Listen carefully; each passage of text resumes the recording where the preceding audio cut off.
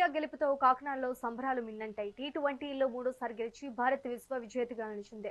దీంతో పట్టణంలో అభిమానులు ఘనంగా వేడుకలు చేసుకున్నారు. వేలాదిగా రోడ్డుపైకి వచ్చి జై హో భారత్ అంటూ నినాదాలు చేశారు. ఇక ఇదే అంశంపై మరింత సమాచారం మా ఉభయ గోదావరి జిల్లాల కోఆర్డినేటర్ ఉదయ్ అందిస్తారు.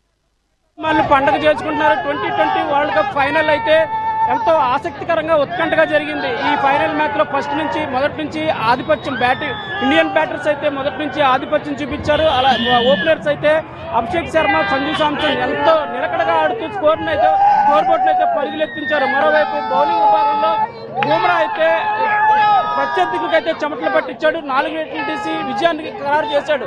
ఈ నేపథ్యంలో కాకినాడలో పండుగ వాతావరణం నెలకొంది. 2007, 2024, ఇప్పుడు 2026లో ఈ 2020 వరల్డ్ కప్ అయితే భారత్ కైవసం చేసుకుంది. ఈ నేపథ్యంలో ఇక్కడ భారీ ఎత్తున అభిమానులు అయితే గుమిగూడి ఇక్కడ పండుగ అయితే చేసుకుంటున్నారు.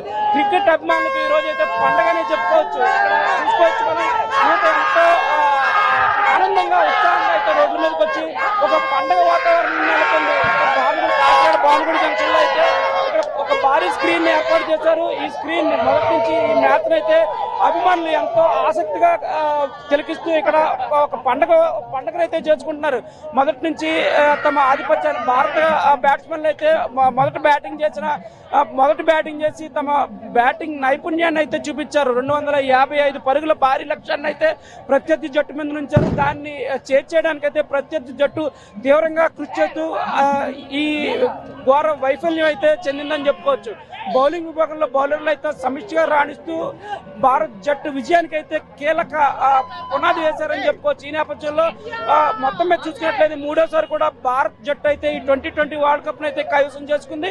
ఈ నేపథ్యంలో కాకినాడలో అయితే ఒక పండుగ వాతావరణం నెలకొంది. ఇక్కడ ఉన్న అభిమానులు ఆడమగ తేడా లేకుండా రోడ్లపైకి వచ్చి భారత్ మాతాకి జై, ఇండియా క్రికెట్ టీం